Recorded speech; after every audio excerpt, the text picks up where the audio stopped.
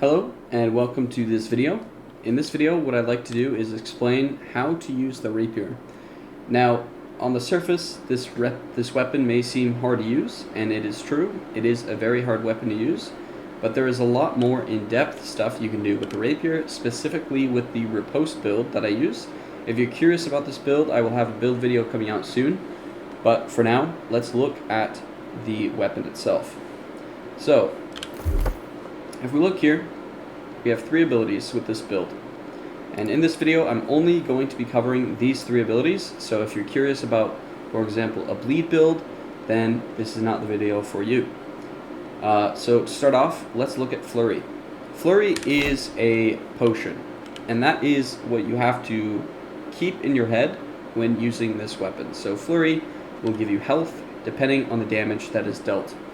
So for example, if you're running low health, then you're going to be doing more damage, because if you're running 5 con, for example, you'll have more attributes into Dex and Int, which will increase your damage, therefore increasing the health you will get from using Flurry. However, it is sort of a double-edged sword, because if you're running 5 con, then you're more susceptible to get one shot or just take a lot more damage when you otherwise wouldn't with something like 50 or 100 con. Now, you should never use more than 100 con. I will never recommend using more than that. Even if you're a beginner, I still will say start with 100 con, work your way down towards 50 con, and then once you get really good with the weapon and start to master it, then eventually you will want to try with 5 con. Now, this doesn't necessarily apply to mutations. In fact, when I do mutations, even M10 Tempest, I never run 5 con, it's always 50 con or 65 con. And that's just because if you are running 5 con in mutations, essentially everything will one-shot you, and it's good to have a little bit of wiggle room so you don't get one-shot by everything. So that is one thing to mention when it comes to specifically M10s. But even when you do run 65 con or 50 con, you'll still be doing a lot of damage. So the trade-off is not that huge. The reason I do run 5 con is when I do like normal Tempest runs, just to test out my damage, test out new builds, and all around just have fun. Tempest is my favorite dungeon, so that is why I always run it. Alright, so let's get right into it now. So like I said, with Flurry, that will be your sustain ability. It is the ability that you're going to be using to gain health. And you want to be using that as much as possible, even when you don't need health, because it will also lower cooldowns. So if we look here with the Rapier, there are, I think, 3 or 4 little perks that it will lower those cooldowns. So first, it is this one, which is Refreshing Strikes, which will reduce cooldowns by 1% on any hit. And this will work for Flurry. So it is a 5% reduction on all Rapier cooldowns on any hit. That's a very, very strong thing to remember. Next we have this one, which is Red Curtains, which is critical hits reduce cooldowns by 5%. So let's say you get 5 backstabs with Flurry. Guess what? That is now a 25% cooldown reduction on all abilities. That is really, really insane. That's why this Rapier build is so strong, because you essentially have 0 cooldowns if you play it perfectly. Obviously easier said than done, but we'll go over a few ways to improve and make it easier for yourself to get those cooldowns as low as possible, because that's really what it comes down to with this build.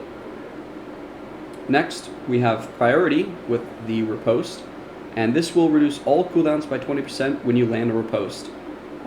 This is a very, very, very important one to have, and a lot of the times it might seem like this 20% isn't that important, considering you already have cooldown reductions from Red Curtains and from Refreshing Strikes, but it makes a huge difference, because what you could do is Repost, Evade Cancel, Light Attack, and have probably a Flurry already ready up from there, just because you have this 20% reduction.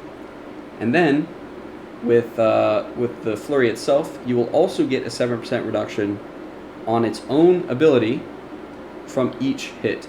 Now, that means that you'll have a 35% reduction on Flurry if you land all 5 hits. and that is just for one enemy. So let's say you hit 2 enemies, then it is a 70% reduction.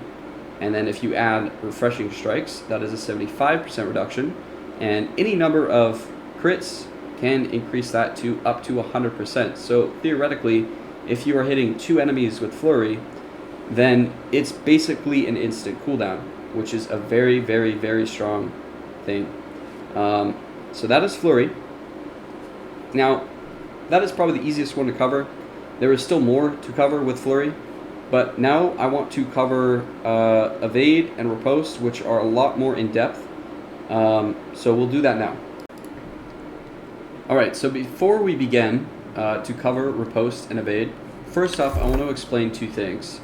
With Riposte and Evade, they are both iframes, and they act similar to how a dodge would work. So when you're using this weapon, a lot of players might be tempted, or at least for beginners who are using this weapon, a lot of people might be tempted to just dodge when they're going to be attacked. But the thing is that you have to remember is that Evade and Riposte both get major benefits when you use them in replace of a dodge. So for example, with Evade, if you use it and you're using it as a dodge, you will gain haste, and you will also gain stamina. So it is very, very strong to use in replace of a dodge.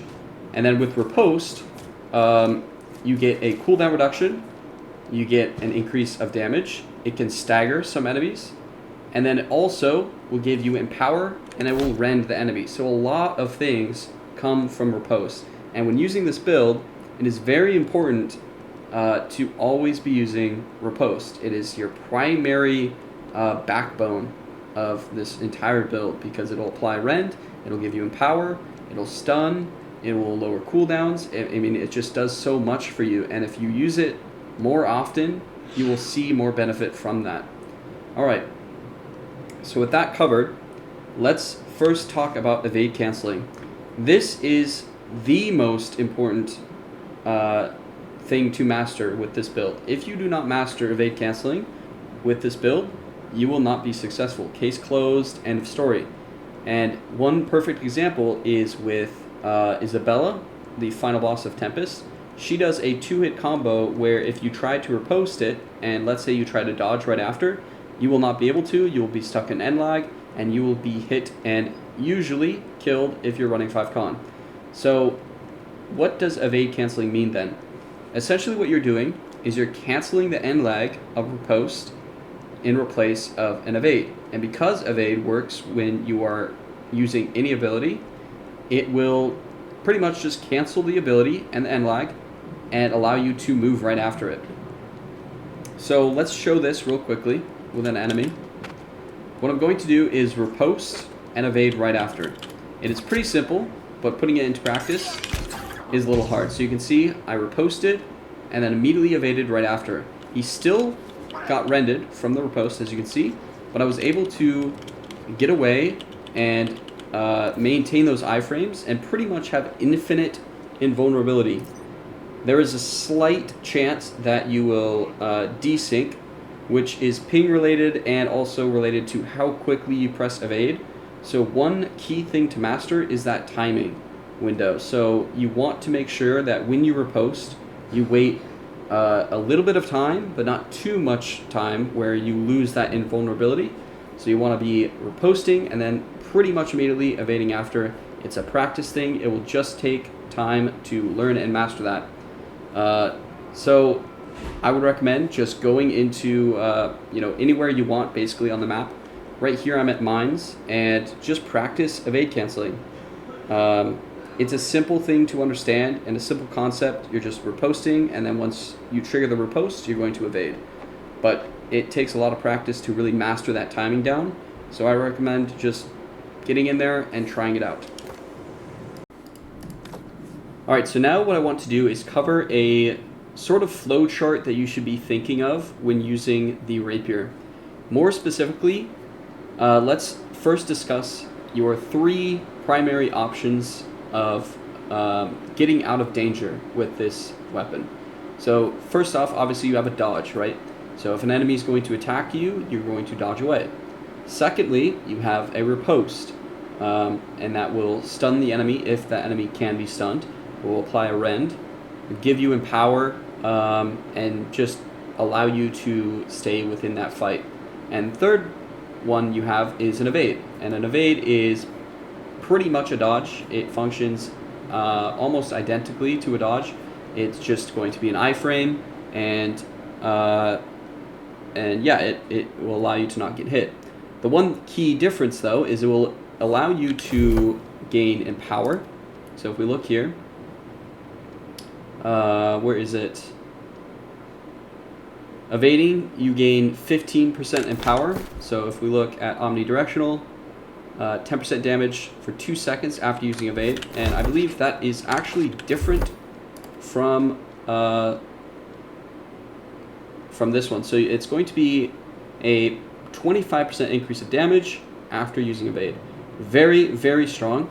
And that's not to mention, if you are evading through an attack, you will also gain stamina and also haste. So both of those can play very, very well into a mobile playstyle with this build. So when should you use Repost? When should you use dodge? And when should you use evade?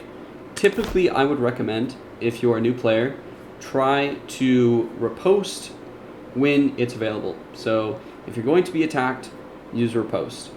And then if you have evade off cooldown, then obviously you want to evade cancel immediately and allow yourself to have as much iframe as possible.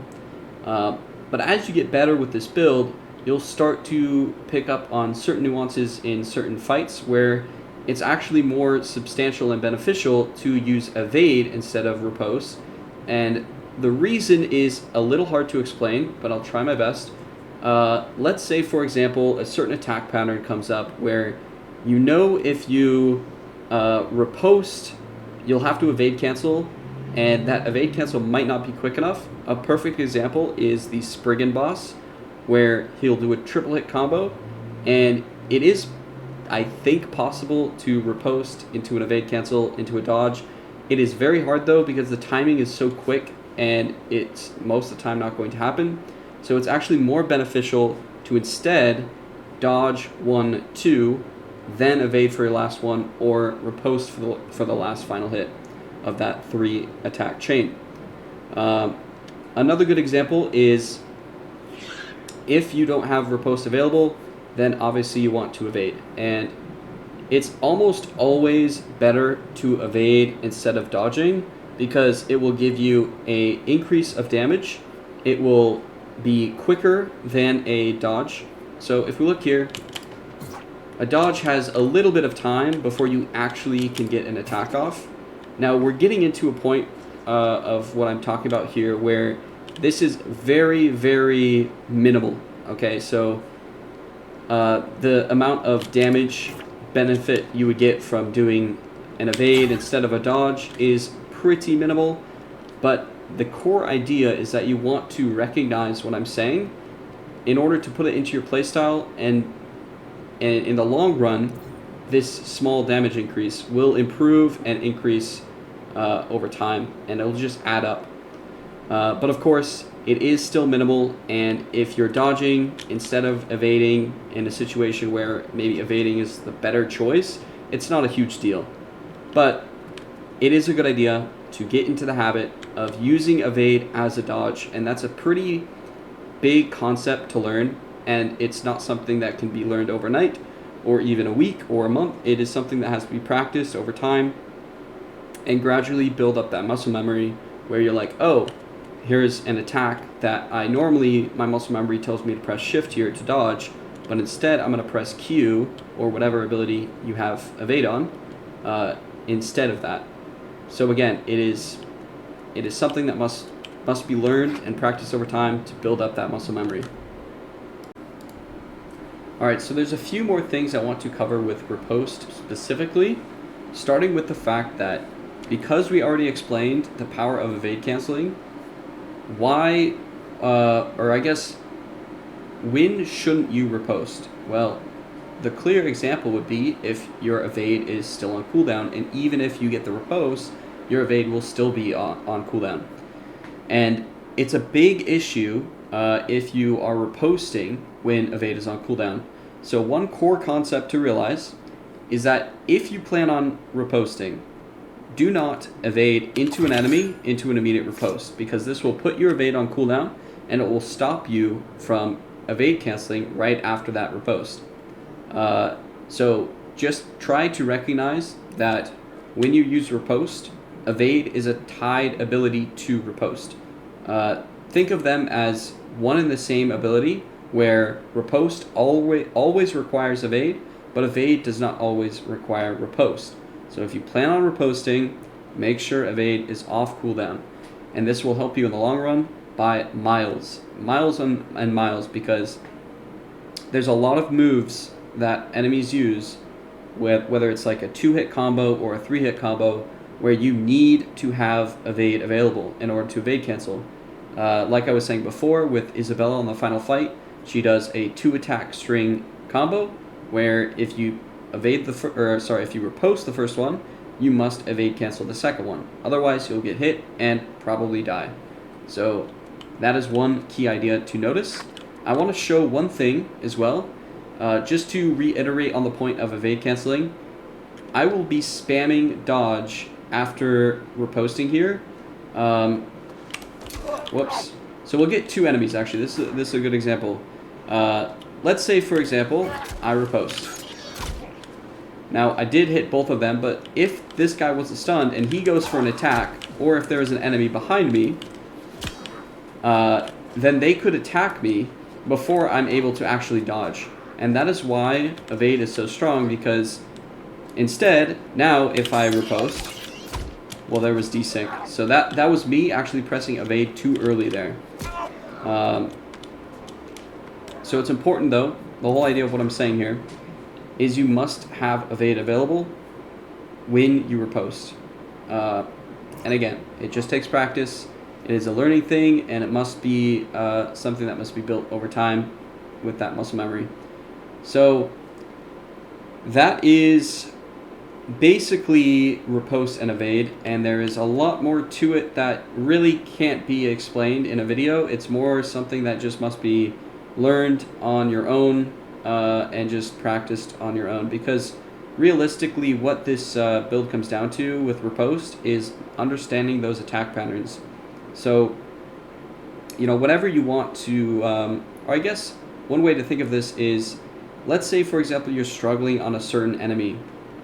Maybe it's a certain boss or a certain enemy type, and you just can't seem to attack or kill that enemy without taking a lot of damage. One thing that I would recommend is just keep attacking that enemy, keep playing that dungeon, keep going against that boss, whatever it may be, in order to really understand those attack patterns and then start to develop certain combos that would work against that enemy. So, you know, with Isabella, it is my favorite fight in the game because of the fact that you have to really play perfectly. Like, as perfect as it comes in this game, that fight will force you to play perfectly. You must evade cancel every riposte. You must dodge perfectly every attack she does. You must conserve stamina, and that's a big one that I haven't even started to cover in this video yet. But there's just so much required to play that fight perfectly. And at the end of the day, it just comes down to understanding those attack patterns. Alright, so off of what I was saying before, now what I want to do is cover conserving stamina.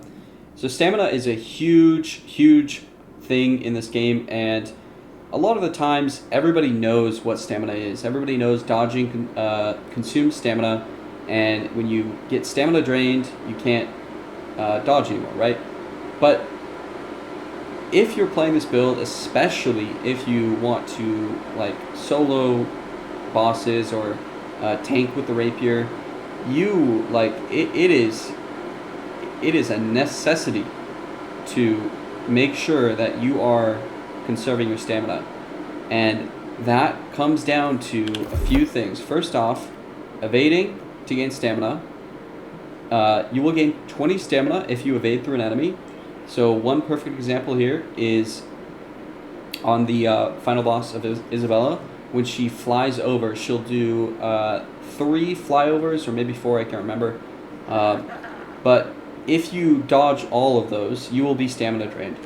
So what you will have to do is, instead of dodging one of those, you'll have to evade through it. And not only will that conserve your stamina, but it'll also give you stamina. And that is just one example, but there are many other ways that that evade can be utilized in order to give you stamina. But a lot of this is just going to be learning those attack patterns, learning when you should evade to gain stamina, and also just making sure you don't dodge when you don't need to, because a lot of people, they'll when they first start a new dungeon, or they're new to a new enemy type, whatever it may be, they'll dodge sporadically because they're like, oh, I need to get away from this enemy and I don't know how quickly they will attack. But try to just kite, get an enemy and just watch them attack and see when they start to do a move. So right there. And you don't even have to dodge, you can just take the hit, for example, and learn when that hit actually hits you, so that next time you can use an evade or dodge in replace of that. Or even a riposte. So it's all about just trying to really, really understand those attacks so that you don't end up doing like 2 dodges when you don't need to. Because most of the time you can just get away with 1 single dodge in order to not get hit. You don't need to dodge twice. Another thing to mention is blocking. So blocking is a pretty underrated thing in this game, and it works very well with like small adds like this, where they're not doing a ton of stamina damage to me, and I can pretty much just hold block here until eventually I can't, obviously. But a lot of the times you can just hold block for a long time here and just take a bunch of hits, and it works very well for like the crawlers, for example, on those portals, or even the first portal on Tempest, or like even these open world portals. Those crawlers, you can just hold block, wait for your opening, and then flurry, and yeah, it makes it a lot easier instead of having to time a dodge, for example. So blocking is underrated, and I would recommend trying it out, utilizing it in certain situations. Obviously for bosses and stuff, you don't really want to block, because bosses will almost always do a lot of stamina damage to you. So unless you're a tank, of course, but most of the time, block for lower adds, but for bosses, you want to dodge. Alright, so that is basically the entire video that I wanted to cover. And I'll leave with a solo of one of the brutes in Mirtgard, just to show the potential of this weapon. And I will purely be using the rapier. Of course, a secondary weapon will always help when applying rend or weaken, or just doing damage over time, for example. But I'll try to only use the rapier. And yeah, I hope you've enjoyed this video, and I'll see you guys in the next one. Goodbye.